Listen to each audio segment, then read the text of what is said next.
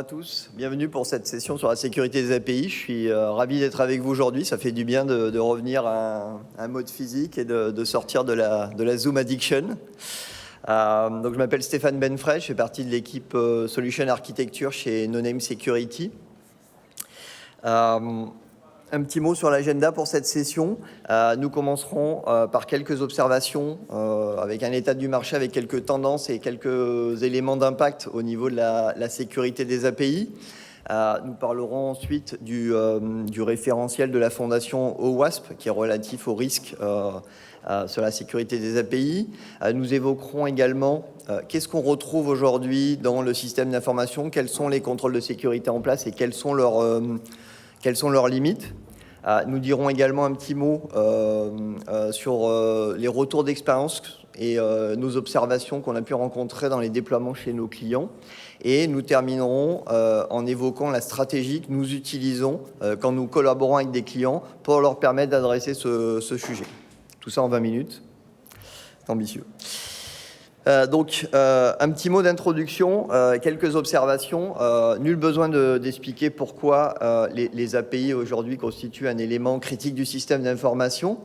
Peut-être juste un point que je voulais partager avec vous. Si on compare les API en 2022 versus ce qu'il y avait en on va dire 2005 ou 2010, la grosse différence aujourd'hui est relative à l'information qui est mise à disposition. La personne qui a parlé avant parlait d'or noir au niveau de la donnée, et c'est vrai qu'il y a une dizaine d'années, ou il y a une quinzaine d'années, les API exposaient des données qui étaient entre guillemets peu intéressantes. Aujourd'hui, on va avoir accès à la totalité, à la quasi-totalité des données du système d'information, et notamment à des informations qui peuvent être extrêmement critiques. Quand on échange avec nos clients, on se rend compte aujourd'hui que pour des raisons historiques, acquisition, legacy, silos dans l'organisation, les clients ont beaucoup de mal à appréhender et à avoir un inventaire exhaustif de toutes leurs API. Les API sont déployées dans des environnements assez hétérogènes. Elles sont exposées par divers moyens, que ce soit dans du cloud, que ce soit dans des environnements on-premise plus traditionnels. Et ils ont beaucoup de mal à appréhender finalement cet écosystème et ce parc.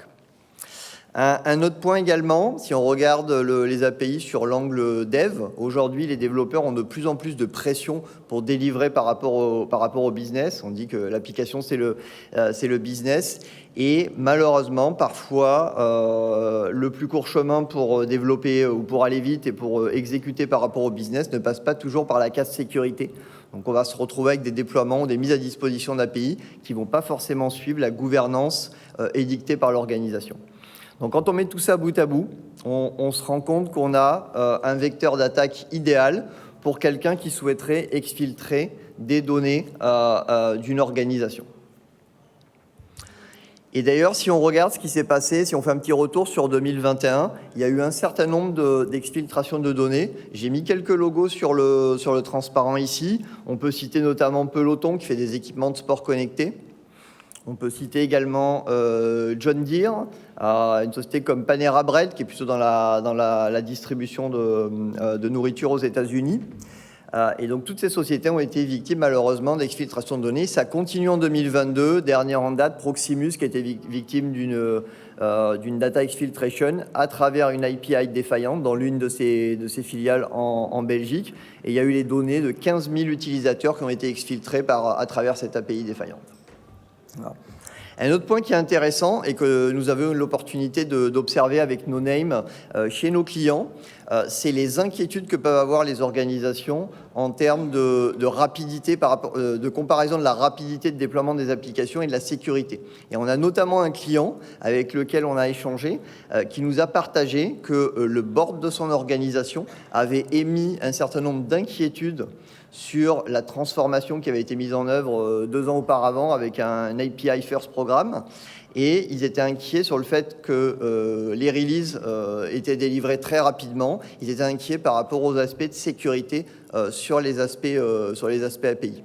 Donc la quote que j'ai encadrée en rouge ici, elle vient d'une étude de Gartner. On voit qu'il y avait 2/3 des organisations qui avaient également cette même inquiétude sur la vitesse de déploiement et l'aspect sécurité.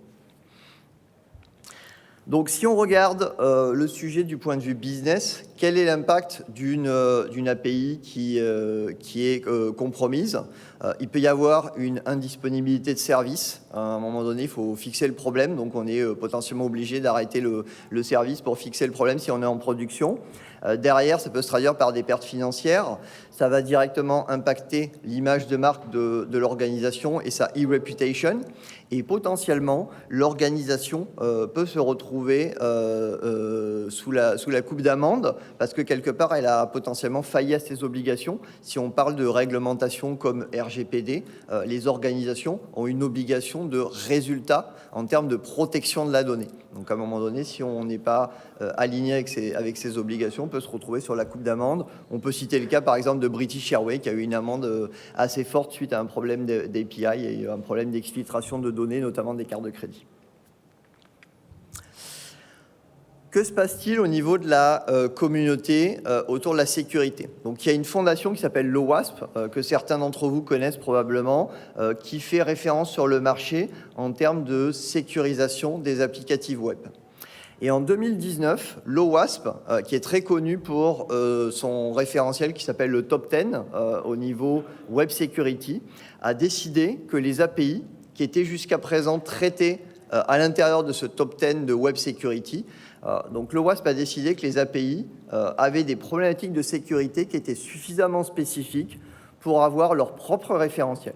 Donc en 2019, ils sont arrivés avec un nouveau Top 10 spécifique aux risques associés à la sécurité des API. C'est le Top 10 que vous avez ici à l'écran. Il va être mis à jour d'ailleurs cet été si mes informations sont correctes. Et si on reprend l'exemple de Peloton que j'ai cité précédemment, en fait, Peloton, ils se sont retrouvés impactés par une exfiltration de données à cause de plusieurs API. L'une des API était impactée par le risque numéro 3, Excessive Data Exposure. Donc, il y avait une API qui exposait des données de façon excessive qui n'était pas nécessaire.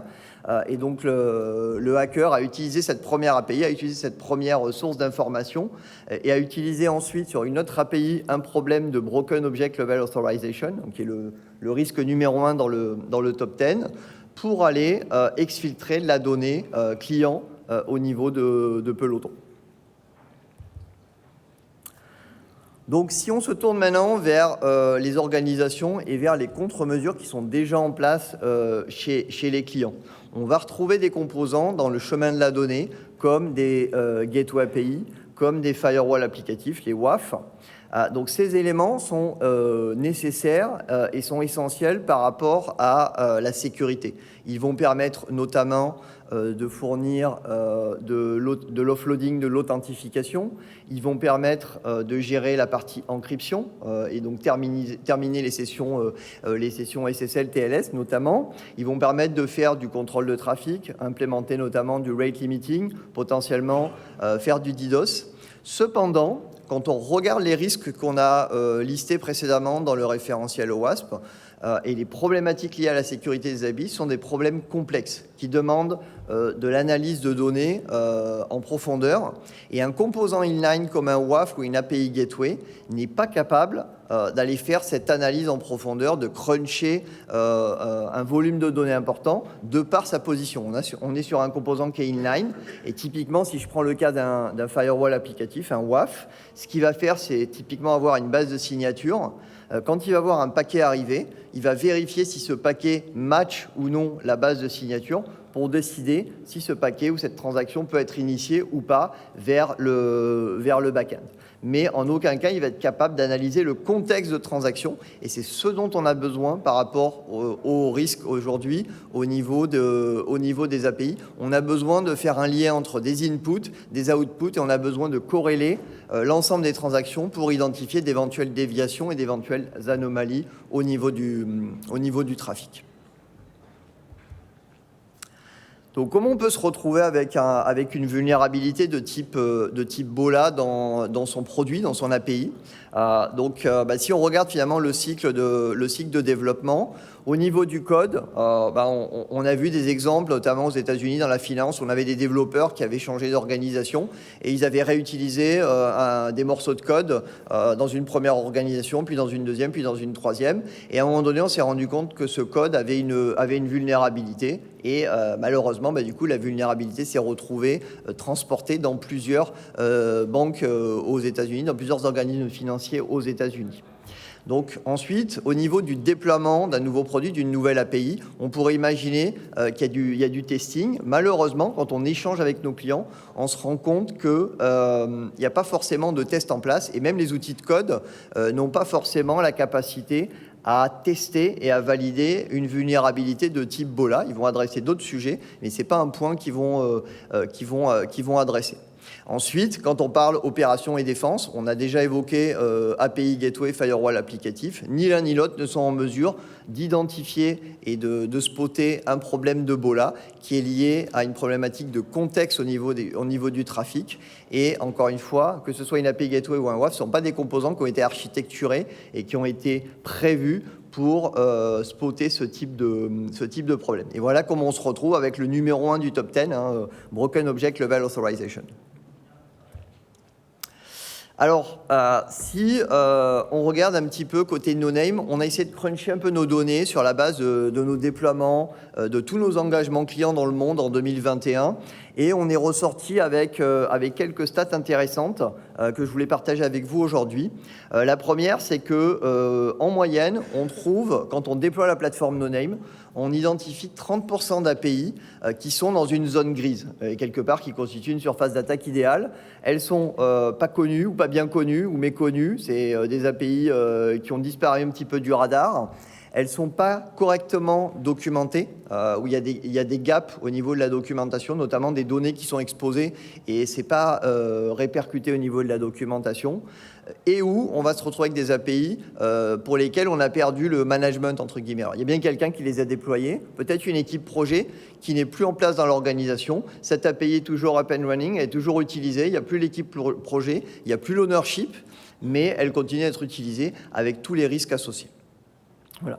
Une deuxième donnée, on se rend compte également quand on déploie la plateforme no-name qu'on va trouver jusqu'à 30% d'API qui sont associés à des mauvaises configurations au niveau du front-end. Donc ça peut être des problèmes d'exposition Internet non voulus, ça peut être des problèmes d'authentification avec des problèmes de fonctionnement, ça peut être également des problèmes de trafic control où par exemple on doit rate limiter une API et qu'en fait ça ne s'est pas mis en place au niveau de l'API en question. Dernier chiffre également que je voulais partager avec vous, on voit également de façon assez consistante dans les déploiements qu'on va avoir au minimum 20% des API de l'organisation qui vont exposer des données considérées comme sensibles par les organisations avec lesquelles on travaille. Alors, j'avais pris un petit exemple que j'ai anonymisé, qui vient d'un déploiement et d'un readout que l'on avait fait chez un de nos clients dans l'industrie pharmaceutique. On voit ici qu'on avait plus de 1600 API. C'était donc dans un environnement Amazon avec un produit d'API Gateway qui s'appelle Mulsoft. Point intéressant, tout allait bien côté Amazon, sauf dans quelques souscriptions Amazon, dans quelques comptes Amazon, où on avait des déploiements qui étaient faits en dépit du bon sens, avec une exposition des API directement sur Internet, sans aucun composant de type front-end. Donc on avait des API qui étaient exposés sur Internet, sans avoir de firewall applicatif, sans avoir de gateway. Et ça, c'était uniquement sur quelques accounts Amazon. Donc sur 90% des accounts, tout allait bien. Et on avait 10% sur lesquels on avait des challenges au niveau exposition. Et chez ce client, on avait plus de 50% des API qui ont été analysés, qui étaient associés à des données classifiées comme high ou medium en termes de sensitivité par le client en question. Voilà. Un autre exemple qui vient d'un déploiement dans le e-commerce, donc là avec une application plutôt moderne basée sur du microservice. J'en reparlerai dans la deuxième session que nous faisons à 11h en salle 2. Donc là, on avait fait une analyse post-déploiement. Donc ça, c'est un snapshot que l'on a fait 3 semaines après le déploiement. Et on voit que notamment, ici, on avait un BOLA qui avait été identifié au niveau de l'environnement. Alors les BOLA, généralement, on n'en trouve pas des dizaines quand on fait un déploiement de la plateforme no-name. Mais comme vous l'imaginez, il suffit d'avoir une API qui est vulnérable à un BOLA pour avoir finalement un point d'entrée pour exfiltrer de la donnée au niveau d'une organisation. Donc, partant de ces éléments et de ces observations, de notre point de vue, il faut une nouvelle approche pour adresser le sujet. Et quand on échange avec nos clients sur l'adressage, beaucoup de nos clients sont conscients du problème, ils sont conscients qu'ils ont une zone grise, mais ils ont un petit peu de mal et ils nous demandent un petit peu comment adresser le sujet, quelle stratégie utiliser pour adresser ce sujet. Donc la stratégie que nous leur proposons, elle s'articule en 3 temps. La première phase consiste à faire ce qu'on appelle posture management. Donc dans cette phase de posture management, on va viser à faire l'inventaire et à répertorier toutes les API de l'environnement, quel que soit leur environnement d'exposition. Et on va également classifier les données qui sont exposées par ces différentes API et mettre en place les mécanismes qui vont permettre de suivre l'évolution dans le temps. Ce que l'on veut également faire dans cette phase, c'est analyser la partie exposition. Est-ce que mon API est exposée sur Internet? Est-ce qu'elle est consommée depuis Internet? Est-ce que c'est prévu? Est-ce que j'ai de l'authentification en place? Est-ce que la partie encryption est correctement configurée par rapport aux bonnes pratiques? Voilà le genre de questions auxquelles on va répondre. Et on va également répondre à des questions de base qui sont parfois des questions difficiles pour nos clients. Combien j'ai d'API? Quelles sont les API qui exposent des données sensibles? Quels sont les owners? Quels sont les propriétaires des différentes API? Ça, c'est des choses sur lesquelles beaucoup de clients, avant le déploiement de la plateforme NoName, sont challengés en interne, notamment quand ils ont des audits ou quand ils ont des besoins internes pour traiter cette problématique. Autre sujet également, il ne s'agit pas uniquement de regarder les API, mais il s'agit de corréler et de lier les API par rapport à l'infrastructure. Donc il faut être capable de comprendre comment ces API sont exposées pour voir si on n'a pas des problèmes dormants. Et si je reprends les cas que j'ai cités sur 2021, il y a bon nombre d'incidents qui auraient pu être évités avec une bonne hygiène au niveau de la posture pour identifier les problèmes dormants, problèmes d'encryption, problèmes d'authentification notamment, problèmes de rate limiting, c'est des choses qu'on peut fixer assez facilement.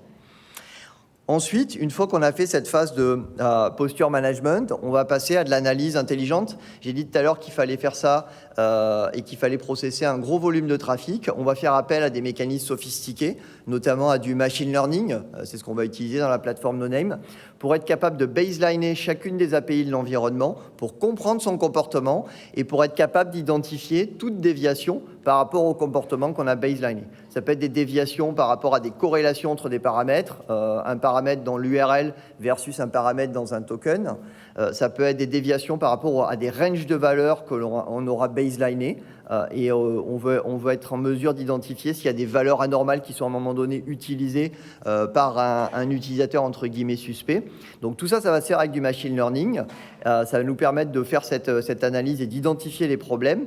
Et ensuite, ce que l'on va vouloir apporter, c'est des solutions pour être capable, d'alerter et de remonter cette information au niveau de la gestion des incidents et être capable d'apporter des réponses en bloquant potentiellement certains utilisateurs, certaines IP ou certaines API. On peut aller jusqu'à ce niveau de remédiation.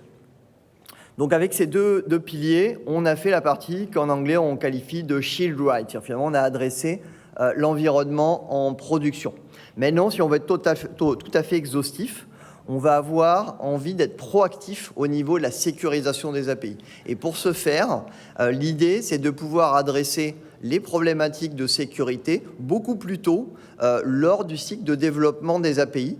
Donc là, on va plutôt se positionner ce qu'on appelle shift left, où on va fournir des moyens de tester activement et de façon automatisée les API lors de leur cycle de déploiement, que ce soit de nouvelles versions d'API ou que ce soit de nouvelles API qui sont en passe d'être mises en production.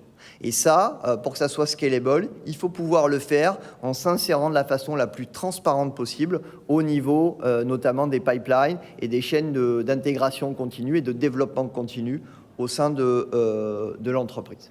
Voilà.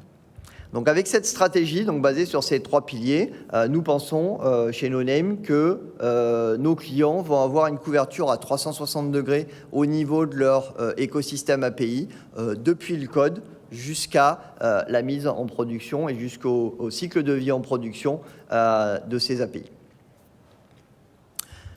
J'en ai terminé pour cette session. Je vous remercie d'avoir participé. N'hésitez pas à venir nous voir sur le stand 5 dans la salle. Et si vous êtes intéressé plus sur les aspects produits associés à la plateforme NoName, nous aurons une deuxième session à 11h en salle 2 qui sera plus cette fois-ci orientée sur la partie plateforme. Je vous remercie.